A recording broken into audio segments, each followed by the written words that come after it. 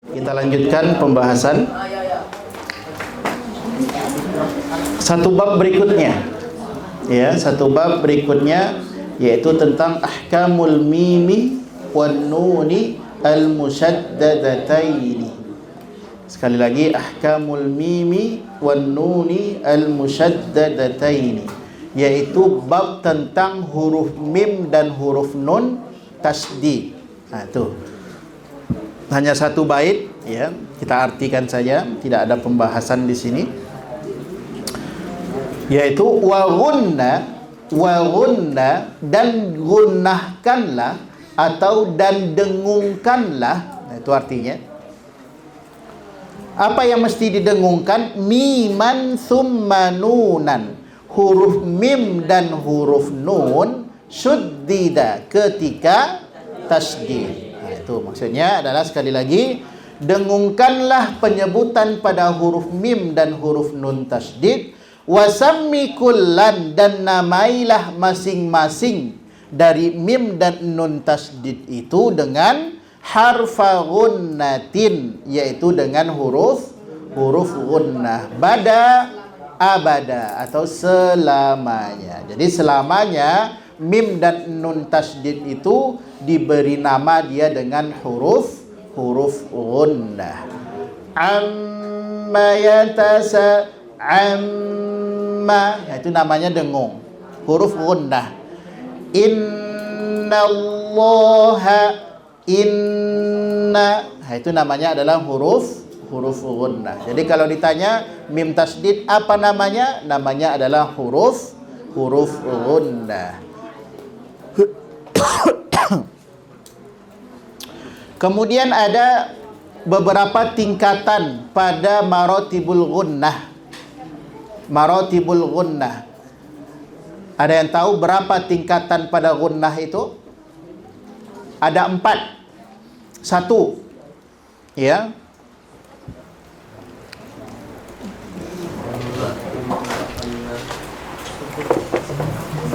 tingkatan gunnah ada 4. Judulnya adalah tingkatan gunnah ada 4. Yang pertama namanya adalah tingkatan gunnah akmal. Ada yang nama akmal? Mana akmal? Oh, ustadznya. Ustaz Akmal. Baik. Akmal ini artinya adalah paling sempurna. Ya, dengung yang paling sempurna. Pada apa dia?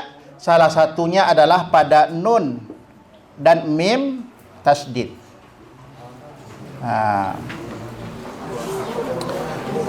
Ini dari segi dengungnya ini hampir sempurna, ya, hampir sempurna. Apalagi contohnya pada idgham bi gunnah, contohnya pada kalimat min ni'matin. Yaitu nun sukun bertemu setelahnya huruf nun. Ini di sini juga secara kesempurnaan dengung dia tergolong kepada akmal, yang paling sempurna dengungnya.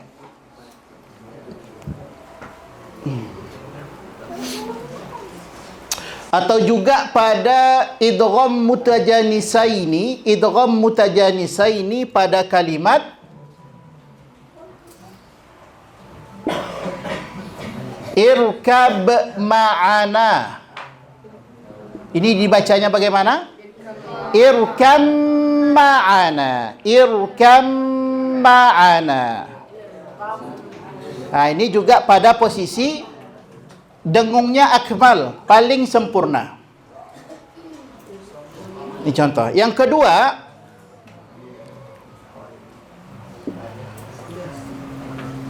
kalau yang pertama akmal, yang kedua artinya kamil atau kamilah.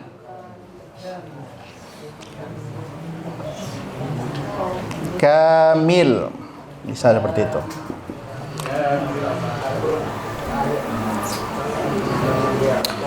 Apa yang termasuk kepada idghamnya kamil? Yaitu pada ikhfa contohnya. Ya, contohnya kalimat Ansari contohnya.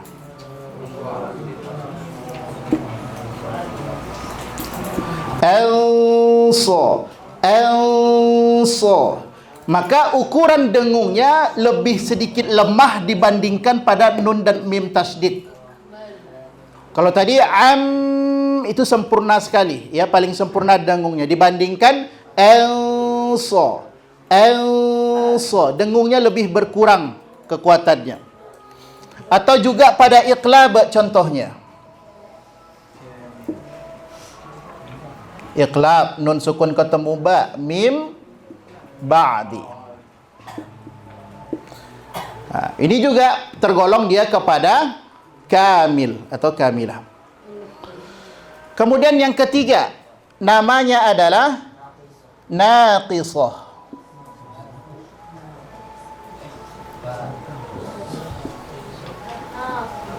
Naqisah. Ini maratib yang ketiga, tingkatan gunnah yang ketiga. Ya, akmal, kamil, kemudian naqisah, yaitu terletak pada apa contohnya? Pada izhar. Man amana contohnya. Ini lebih ringan lagi dengungnya, ya, pada nun itu. Man ada dengungnya, ada pada nunnya, karena sifat nun itu salah satunya adalah gunnah atau dengung. Ada nunnya, dengungnya, maka ada, tapi dia naqisah. Naqisah itu berarti kurang, ya, kurang. Sedangkan yang keempat namanya adalah anqas.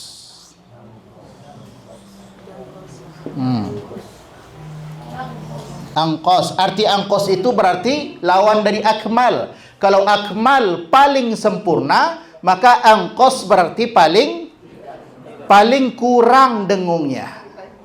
Gitu. Kapan dia terjadi paling kurang itu dengungnya? Ketika mim dan nun berharokat.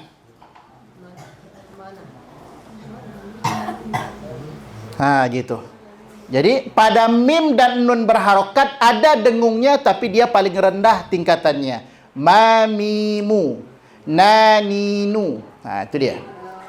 Ini adalah 4 tingkatan pada dengung atau gunnah. Ya, 4 tingkatan pada dengung atau gunnah. Yang pertama namanya akmal, yang kedua namanya kamil, yang ketiga namanya naqisah atau naqis, kemudian yang keempat anqas. Kalau ada juga yang menyebutnya dengan kamil matakun.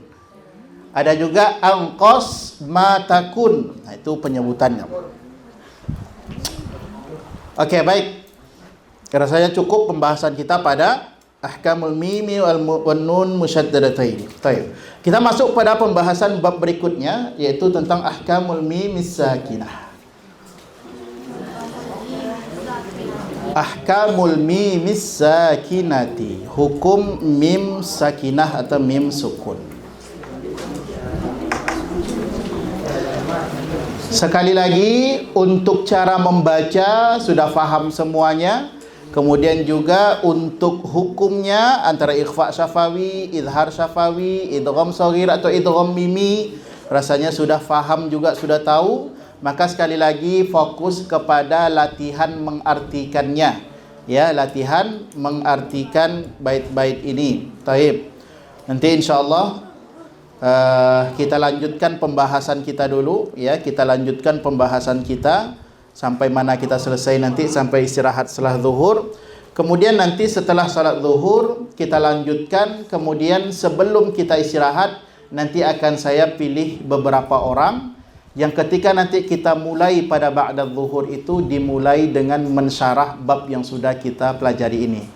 Jadi saya akan nanti tunjuk beberapa orang. Contohnya satu orang membahas bab muqaddimah, kemudian satu orang membaca dan menjelaskan nun sukun atau tanwin, dan nun sukun atau tanwin ini nanti kita cari 2 orang, karena dia ada 11 bait, kita bagi 2, kemudian per babnya berikutnya nanti 1 orang pula untuk membahasnya. Maka sekali lagi fokus kepada latihan untuk mengartikan bait-bait syair-syair ilmu tajwid ini. Taib. Ahkamul mim sakinah, hukum mim sukun. Pada bab yang kedua tentang bab nun sukun. Okey, pada bab nun sukun. Sedangkan pembahasan ini fokus kepada mim sukun. Taib. Wal mimu in taskun taji qabla al hija. Wal mimu in taskun taji qabla al hija. Dan adalah ketika mim sukun itu kemudian datang setelahnya huruf-huruf hijaiyah. Jadi pembahasan kita sekarang pindah ke mim sukunnya.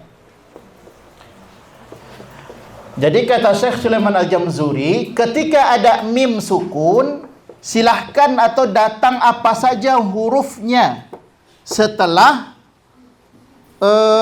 mim sukun itu. Ya, apa saja hurufnya silahkan, tidak masalah. Tapi kata beliau, la alifin layyinatin, kecuali alif layyinah atau alif maddiyah. Jadi kata Syekh Sulaiman Al-Jamzuri, enggak boleh terjadi mim sukun bertemu setelahnya alif layyinah atau alif maddiyah. Apa saja? Boleh hamzah, boleh ba, ta, sa, jim, ha, kha, dal, zal sampai akhir, boleh. Enggak masalah, akan ada hukumnya. Tapi yang enggak boleh itu adalah mim sukun bertemu setelahnya alif maddiyah. Kira-kira apa alasannya? Kenapa enggak boleh mim sukun bertemu setelahnya alif layyinah atau maddiyah?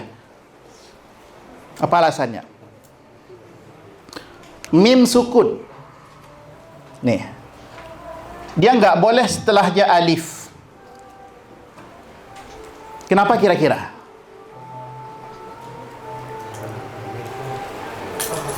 Ya. Ada yang tahu alasannya? Wallahu alam bisawab. Okey, pembahasan kita sekali lagi adalah tentang mim sukun. Kemudian alif ini sukun atau tidak? Sukun.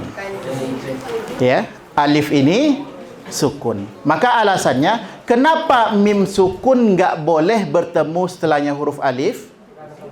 Karena bertemu 2 sukun. Iltiqa'us sakinain, bertemunya 2 sukun itu enggak bisa dibaca.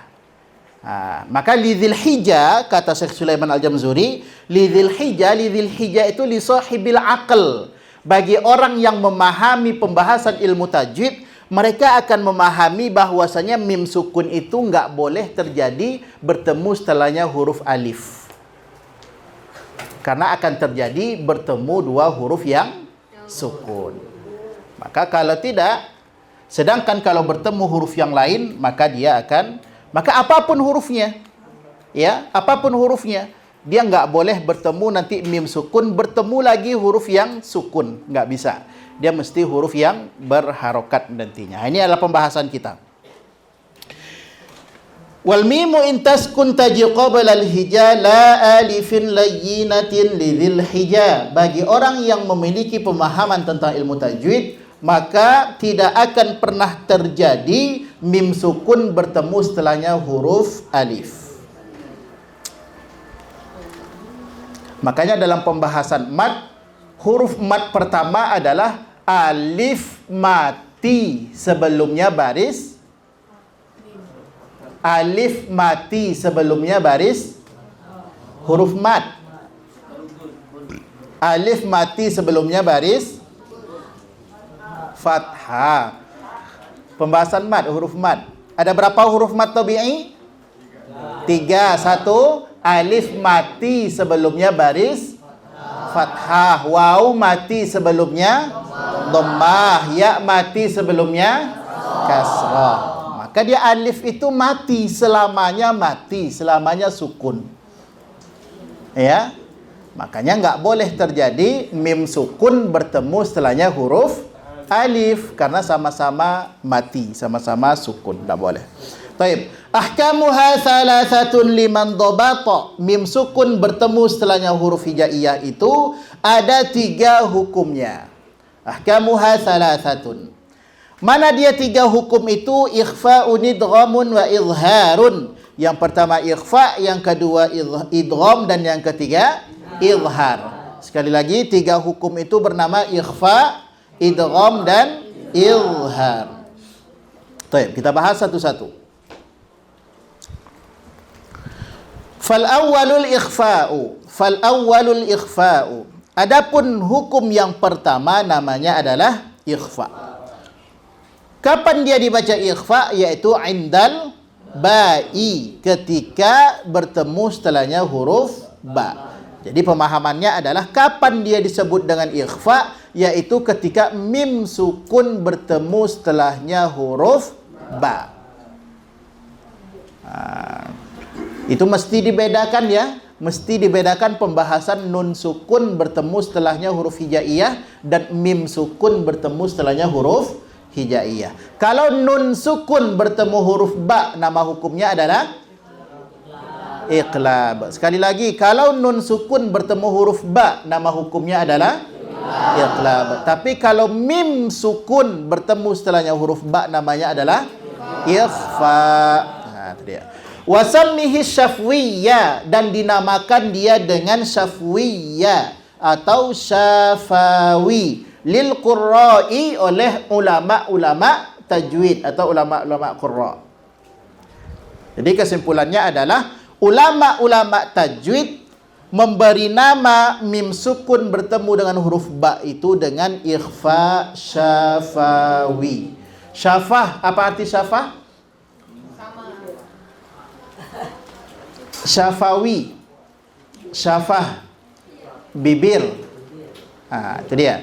Maka mim itu makhrajnya di bibir, kemudian ba juga makhrajnya di bibir. Maka sababut tasmiyah, sebab penamaan kenapa disebut dengan syafawi, karena hurufnya keduanya keluar dari bibir atau syafatain. Itu ya, asy-syafatain, yaitu huruf yang keluar dari 2 bibir. Itu dia. Jadi ikhfa yang pertama mim sukun ketemu huruf ba, dan nama lengkapnya adalah ikhfa syafawi. Taib. Watsani, hukum yang kedua. Dari masih pada pembahasan mim sukun. Namanya adalah idgham. Idgham. Bimisliha ata, yang datang setelahnya huruf yang serupa. Yang datang setelahnya huruf yang bimisliha itu serupa atau sama. Ya kan? Maka pembahasan kita tentang bab apa? Mim sukun. Maka datang setelahnya huruf yang sama, berarti bertemu huruf mim yang berharokat. Itu maksudnya. Ya, huruf mim sukun bertemu setelahnya huruf mim yang berharokat. Wasammi idghaman, maka dinamai ia dengan idghaman shaghiran. Idgham shaghir. Setidaknya ada 3 penamaan ya. Setidaknya ada 3 penamaan. Satu namanya adalah idgham shaghir. Ini boleh disebut.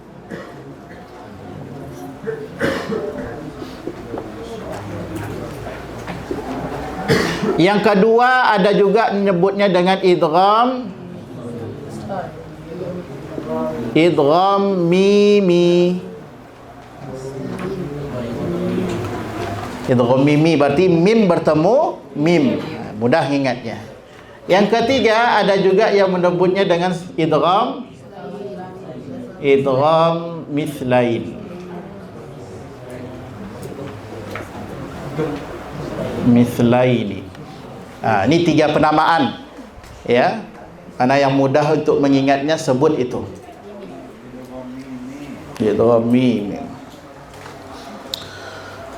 Wasammi idghaman saghiran ya fata ya ayyuhat talib, wahai para penuntut ilmu. Jadi wahai para penuntut ilmu, hukum yang kedua dari pembahasan mim sukun itu dinamakan dengan idgham saghir. Itu dia. Sedangkan artinya adalah ketika mim sukun bertemu setelahnya huruf mim yang berharokat. Itu arti idgham shaghir. Yang ketiga, yang terakhir. Wasalithul izharu fil baqiyah min ahrufin. Baqiyah. Ini juga sama dengan ikhfa yang di atas. Kalau ikhfa dia memakai kalimat al-fadili, indal fadili. Apa syarah dari al-fadili yang pertama tadi itu? Sisa, al-baqi, baqi sisa. Di sini dia langsung pakai kalimat al-baqiyah. Adapun yang ketiga namanya adalah izhar fil baqiyah min ahrufin. Ketika mim sukun bertemu sisa-sisa dari huruf. Huruf apa? Yang pertama ikhfa syafawi dan yang kedua huruf idgham shaghir. Maka ada dua huruf, maka sisanya ada di izhar yang ketiga ini. Maka ada berapa huruf izhar? 20.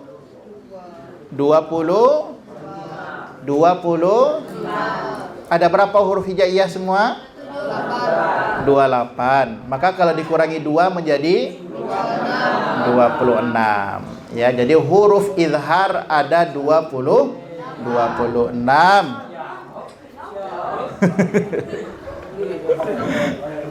Oke. Karena satu di huruf ikhfa syafawi, satu di huruf idgham shaghir. Maka sisanya ada di izhar syafawi. Berapa sisanya? 26. Masih ada 22 lagi? 26. Itu dia. Wasammiha syafwiyah, dan dinamakan juga dia dengan syafwiyah. Maka yang pertama namanya ikhfa syafawi, yang kedua namanya idgham shaghir, dan yang ketiga namanya izhar syafawi. Ini adalah 3 hukum pembahasan pada mim sukun. Bait yang terakhir. Bait yang terakhir ini berisi tentang tambih atau peringatan. Tambih atau peringatan. Peringatan tentang apa? Wahdharul lada, dan berhati-hatilah. Dan berhati-hatilah, lada itu artinya di sisi atau berjumpa. Dan berhati-hatilah ketika jumpa mim sukun setelahnya huruf wawu dan huruf fa. Ini ingat, perhatikan. Ini adalah tambih, peringatan untuk kita semua. Dan berhati-hatilah ketika mim sukun bertemu setelahnya huruf wawu dan huruf fa. Berhati-hati supaya apa? Antakhtafi, dibaca menjadi ikhfa. Coba dicerna pelan-pelan, ya, didengar sedikit-sedikit. Dan berhati-hatilah ketika mim sukun bertemu setelahnya huruf wawu dan huruf fa, dibaca menjadi ikhfa. Oke. Sedangkan mim sukun ketemu huruf wawu dan huruf fa, hukumnya adalah izhar. Ingat, tadi selain mim dengan ba maka masuk kepada huruf izhar. Jadi sekali lagi, berhati-hati dalam membaca ketika mim sukun bertemu setelahnya huruf waw dan fa. Berhati-hatinya apa? Karena ada sebahagian dari kita membaca mim sukun bertemu waw dan huruf fa itu antakhtafi, dibaca seperti ikhfa. Apa alasannya? Alasannya yang pertama liqurbiha.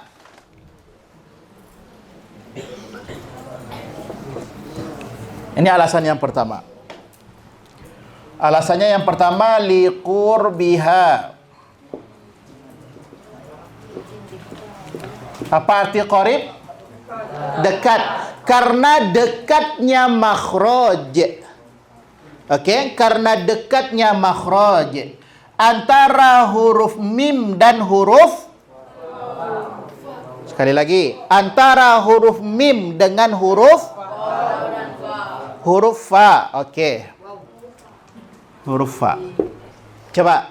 Mim makhrajnya di syafatain, dua bibir. Oke. Sedangkan fa makhrajnya adalah bibir juga, tapi dia bukan dua bibir. Tarfu athana al-ulya ila batani syafa' as-sufla. Ujung gigi seri atas tempelkan ke bibir bahagian bawah. Fa. Fa. Jadi dekat makhrajnya, bukan pada dua bibir. Maka mim sukun bertemu dengan fa. Kemudian yang kedua walittihadi, al-ittihadi.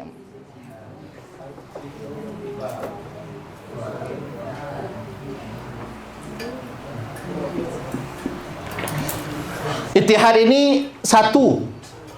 Yang kedua alasannya karena satu makhraj antara huruf mim dengan huruf waw. Ini dia. Ini mesti jelas ya, jangan terbalik. Kalau liqurbiha antara mim dengan fa. Kalau dekat makhrajnya antara mim dengan fa. Kalau satu makhraj antara mim dengan waw. Ini mesti berhati-hati. Kita ambil salah satu contoh kalimat.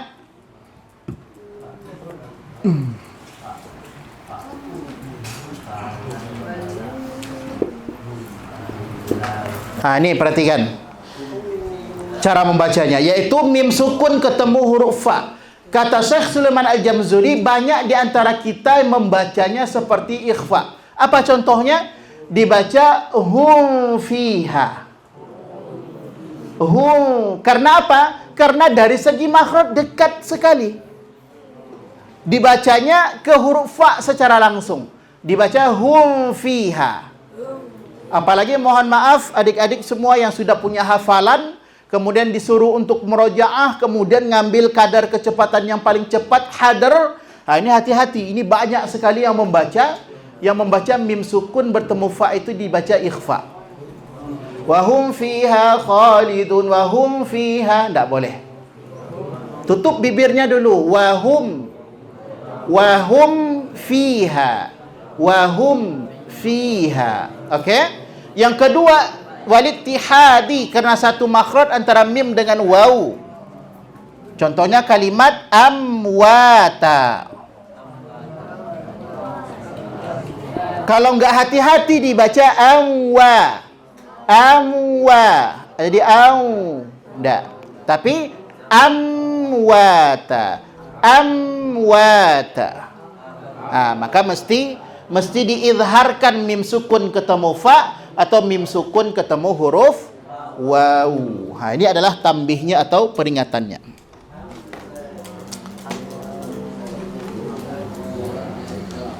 Baik. Sekali lagi dari awal. Perhatikan bukunya masing-masing. Wal mimu in taskun taji qabla al-hija la alifin layyinatin lidhil hija.